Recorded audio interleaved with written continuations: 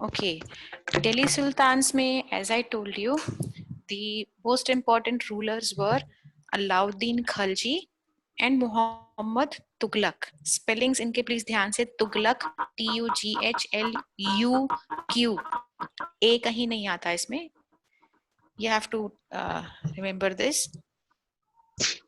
हमने last time किया था when we left the discussion कि मंगोल रूलर्स में सबसे important Mongol ruler was Genghis Khan. Mongol rulers Delhi सुल्तान पे अपने इंडिया पे अटैक काफी करते थे और इसकी वजह से अलाउद्दीन खलजी एंड मोहम्मद तुगलक को अपनी एडमिनिस्ट्रेशन में बहुत चेंजेस लाने पड़े. वो क्या चेंजेस थे, इनकी एडमिनिस्ट्रेशन में क्या फर्क था, that is what we are going to discuss now. Alauddin Khalji, इसने क्या चेंजेस किए, पहले इसका पढ़ते हैं. Delhi was attacked twice in 1299 1300 and 1302 1303. As a defensive measure, Alauddin Khalji raised a large standing army. Alauddin Khalji के रूल में 2 बार मंगोल्स ने अटैक किया, जिसकी वजह से अलाउद्दीन खलजी को अपनी स्टैंडिंग आर्मी मतलब तैयार खड़ी आर्मी उसको बहुत बड़ी करनी पड़ी. Alauddin constructed a new garrison town named Siri for his soldiers. उसको आपने सिरी फोर्ट अगर सुना हो, हमारी दिल्ली में जो है सिरी फोर्ट ऑडिटोरियम. अलाउद्दीन खलजी ने अपना नया गैरिसन टाउन बनाया. गैरिसन टाउन रिमेंबर सोल्जर्स के लिए जो फोर्ट बनाया जाता था जहां सोल्जर्स रहते थे. तो अलाउद्दीन खलजी ने नया गैरिसन टाउन बनाया. आपने यहाँ अंडरलाइन करना है अलाउद्दीन खलजी के अंडर फर्स्ट पॉइंट में आपने अंडरलाइन करना है that Alauddin Khalji raised a large standing army. ये आपने अंडरलाइन करना है. सेकेंड पॉइंट में आपने ये अंडरलाइन करना है अलाउद्दीन कंस्ट्रक्ट. बेटा पेज 41, हम लोग जो अलाउद्दीन खलजी आपकी स्क्रीन पर हम डिस्कस कर रहे हैं. अलाउद्दीन खलजी के नीचे fourth line, Alauddin Khalji raised a large standing army, ये अंडरलाइन करना है. उसी के नीचे बॉक्स में ये भी अंडरलाइन करना है Alauddin constructed a new garrison town named Siri for his soldiers, ये भी अंडरलाइन करना है. Thank you. नेक्स्ट पॉइंट जब बोलूंगी तब अंडरलाइन करना, अभी नहीं करना. The soldiers had to be fed. Obviously soldiers को फीड तो करना है. This was done through the produce collected as tax from the lands between the Ganga and Yamuna. Obviously soldiers को फीड करना है तो उसके लिए जो फार्मर्स हैं उनसे टैक्स लिया जाता था. And the tax was fixed at 50% of the peasant's yield. YIELD, इसका मतलब है प्रोड्यूस, जितना भी उनके क्रॉप की फसल हुई वो. ये आपने अंडरलाइन करना है यहाँ पर लास्ट की 2 lines. Tax was fixed at 50% of the peasants yield. अब आप आर्मी बढ़ा रहे हो तो आपको उनको फीड करने के लिए पैसे भी ज्यादा चाहिए, तो टैक्स फिक्स किया गया कि जितना भी फार्मर्स का प्रोड्यूस यील्ड, जो भी उनकी फसल हो रही है उसका 50% उन्हें टैक्स देना पड़ेगा. तो ये आपको अंडरलाइन करना है, tax was fixed at 50% of the peasants yield. अब next point, the soldiers had to be paid also. खाना तो उनको देना ही है पर उनको कुछ पे भी करना है, सैलरी भी देनी है. तो अलाउद्दीन चोज टू पे his soldiers salary in cash rather than इक्तास. पहले सोल्जर्स को रिमेंबर एक कॉइन दिल्ली वाल हमने किया था, कॉइन्स बनाए गए थे, या फिर सोल्जर्स को मैम सेकंड वाले पैराग्राफ में कहां तक मार्क करना है? अलाउद्दीन से लेके हिज सोल्जर्स तक. ओके. थर्ड वाले में टैक्स से लेके यील्ड तक, लास्ट वाला सेंटेंस जो है. फोर्थ पॉइंट अब मैं कर रही हूँ, इक्तास. इफ यू रिमेंबर, इक्ता लैंड को बोलते हैं, जो मुक्तीस को लैंड दी जाती थी उसको इक्तास बोलते हैं. तो सोल्जर्स को भी छोटे छोटे piece of land as salary दी जाती थी, लेकिन अलाउद्दीन खलजी ने अब सोल्जर्स को कैश में सैलरी देनी शुरू की rather than इक्तास. अब ये आपने अंडरलाइन करना है. You have to underline this now. Second line से Alauddin chose to pay his soldiers salaries in cash. In cash तक आपने अंडरलाइन करना है कि अलाउद्दीन कैश में सैलरी देना शुरू किया.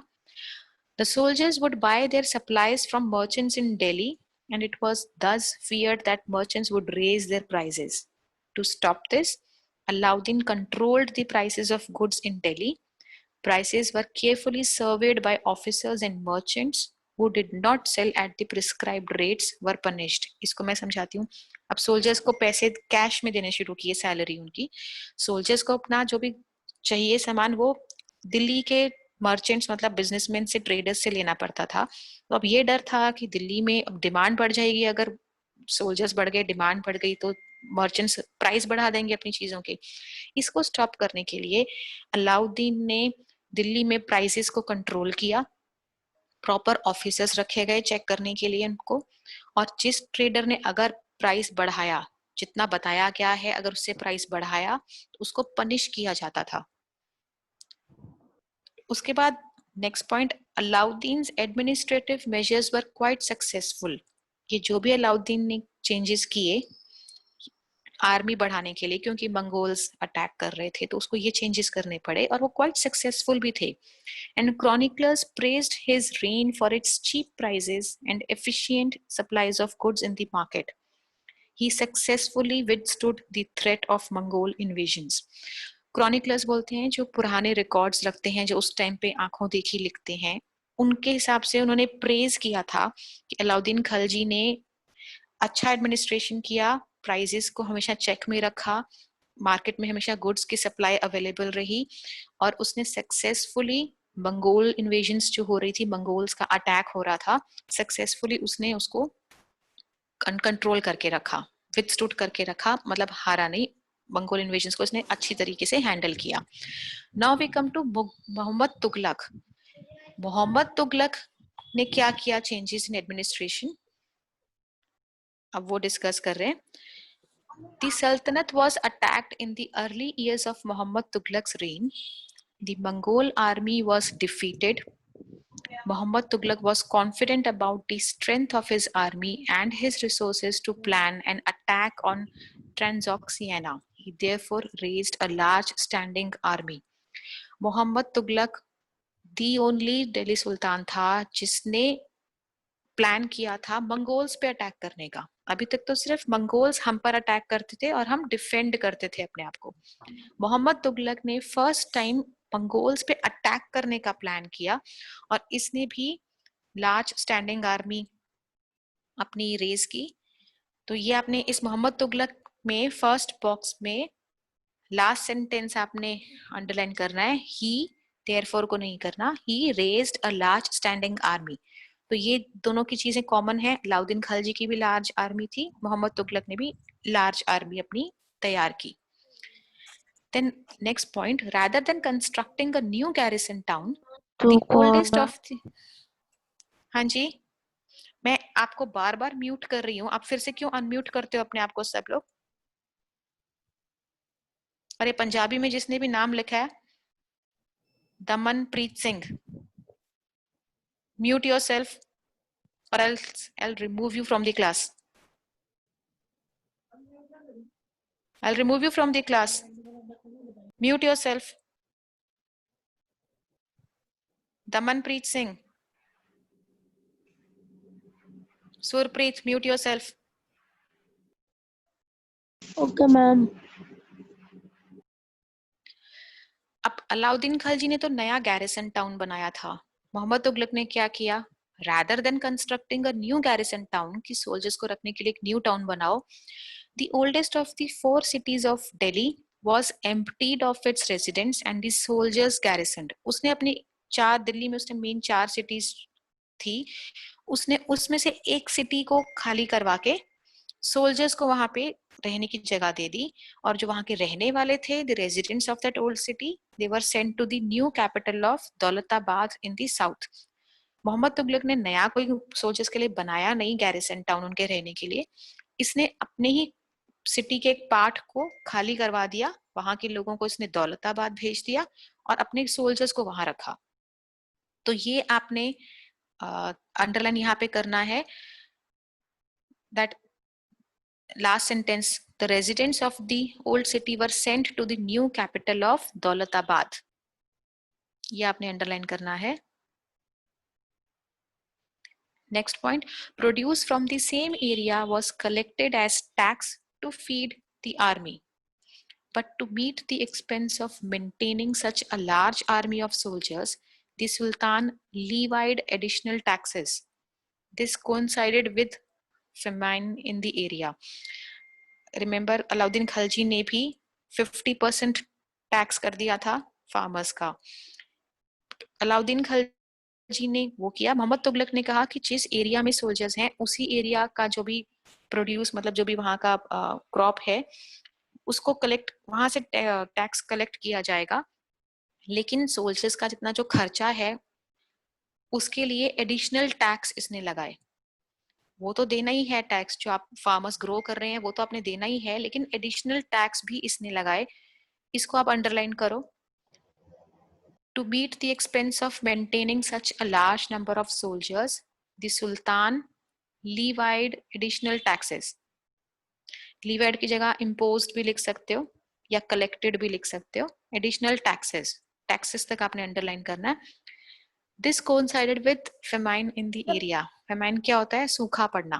बाय चांस जैसे ही मोहम्मद तुगलक ने एडिशनल टैक्सेस लगाए वहां पे सूखा पड़ गया. Next, Mohammad Tughlaq also paid his soldiers cash salaries. Alauddin Khalji की तरह मोहम्मद तुगलक ने भी कैश सैलरीज सोल्जर्स को दी.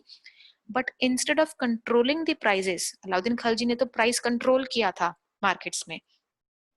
मोहम्मद तुगलक ने instead of controlling the prices he used a token currency. जैसे हम लोग क्या आजकल करेंसी नोट यूज करते हैं, मोहम्मद तुगलक ने टोकन करेंसी यूज किया, जो कि बहुत चीप मेटल, पहले जैसे होता था को सोने की अशर्फियां, गोल्ड कॉइन्स एंड सिल्वर, वो नहीं, सस्ते मेटल से इसने टोकन करेंसी यूज की. लेकिन people in the 14th century did not trust these coins. They were very smart. They saved their gold and silver coins and paid all their taxes to the state with this token currency. This cheap currency could also be counterfeited easily. Mohammad Tughlaq ने अपनी तरफ से तो token currency निकाली कि soldiers को पे करने के लिए सस्ती वाली करेंसी, उसने कोई सस्ते मेटल से करेंसी निकाली, लेकिन वो सक्सेसफुल नहीं हुआ क्योंकि लोग इतने स्मार्ट हो गए थे कि वो जिन्होंने टैक्स गोल्ड और सिल्वर कॉइन्स में देना होता था वो उसकी जगह पर अब सस्ते मेटल के कॉइन्स में टैक्स पे करना शुरू हो गए. प्लस इसकी काउंटर फीटेड का मतलब होता है डुप्लीकेट कॉपी बनाना. इन कॉइन्स की डुप्लीकेट कॉपीज बननी भी शुरू हो गई थी, तो ये करेंसी जो है ये नहीं चल पाई थी. अब आपने इस पॉइंट में अंडरलाइन करना है फर्स्ट सेंटेंस से, Mohammad Tughlaq also paid his soldiers cash salaries. ये भी अंडरलाइन करना है. But instead of controlling prices he used a token currency. Token currency तक आपने अंडरलाइन करना है. Last point, Mohammad Tughlaq's administrative measures were a failure. Alauddin Khalji के सक्सेसफुल थे, मोहम्मद तुगलक के फेलियर थे. His campaign into Kashmir was a disaster. He then gave up his plans to invade Transoxiana and disbanded his large army. इसके जिसका प्लान था कि मैं मंगोल्स पे अटैक करूंगा, वो भी इसका प्लान फेल हो गया. इसको वो प्लान अपना बंद करना पड़ा, अपनी लार्ज आर्मी को इसे खत्म करना पड़ा. And meanwhile his administrative measures created complications. इसका जो जितने भी इसने टैक्स लगाए, टोकन करेंसी स्टार्ट किया, एक्स्ट्रा टैक्स लगाए, वो सबसे कॉम्प्लिकेशन बहुत हुआ. Then shifting of people to Daulatabad was resented. जो उसने लोगों को शिफ्ट कर दिया दौलताबाद में, वो भी लोगों को पसंद नहीं आया कि उनको घर से हटा के उनको अलग जगह पे शिफ्ट कर दिया उसने. Raising of taxes and famine in, वो भी लोगों में रिबेलियन आ गया. टोकन करेंसी भी इसकी नहीं चली. तो ओवरऑल एडमिनिस्ट्रेशन देखी जाए तो मोहम्मद तुगलक की सक्सेसफुल नहीं थी. इसकी जितनी पॉलिसीज इसने निकाली ऑलमोस्ट फेल हुई. अलाउद्दीन खलजी का अच्छा था रेन.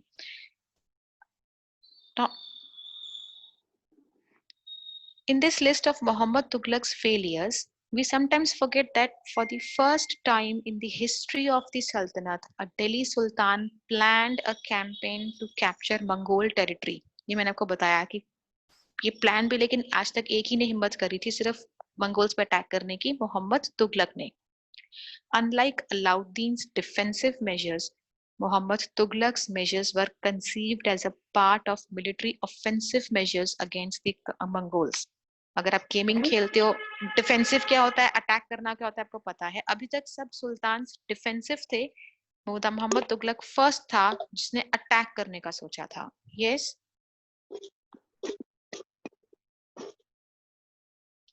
मैम. Okay now. हाँ जी मैम, मोहम्मद तुगलक की कोई फोटो है? बेटा, आपके बुक में तो कहीं नहीं है. उस टाइम पे फोटोज कैमरास वाली नहीं होती थी. यहाँ पेंटिंग्स जरूर होती थी. आपकी बुक में नहीं है. You might find it on internet.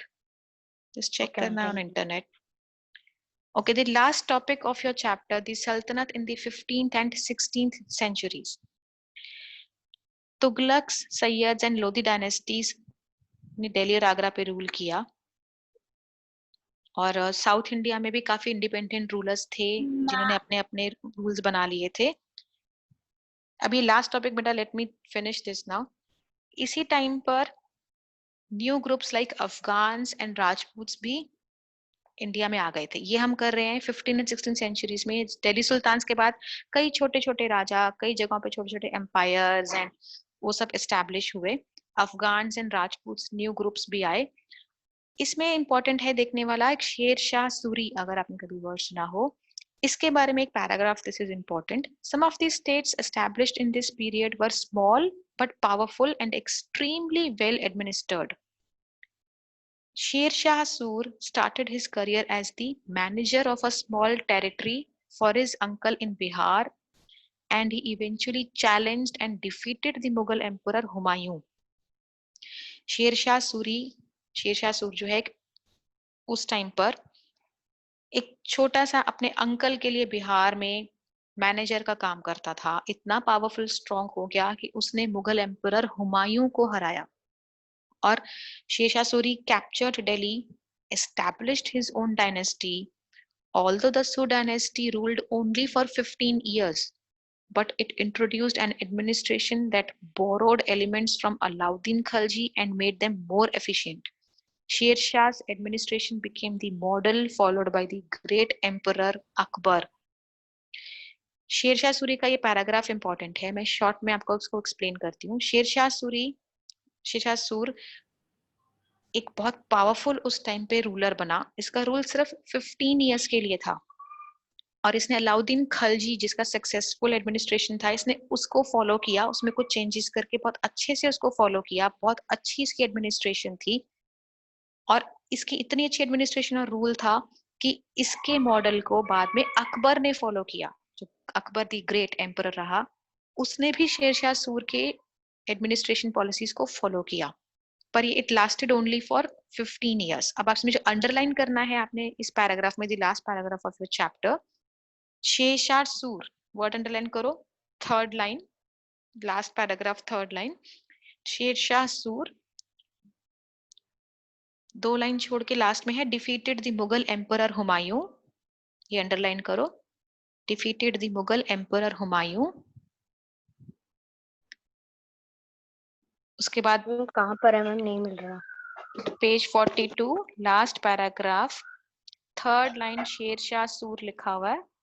Yes ma'am, मिल गई. शेर शाह सूर 2 लाइन छोड़ के लिखा हुआ है defeated the Mughal emperor Humayun. ये अंडरलाइन करना है.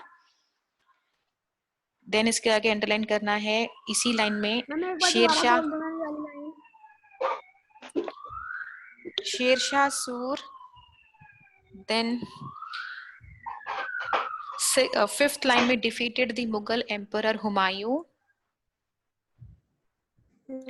उसी में आगे कंटिन्यू करना है. आगे से शेर शाह, उसी लाइन में आगे, Sher Shah captured Delhi and established his own dynasty.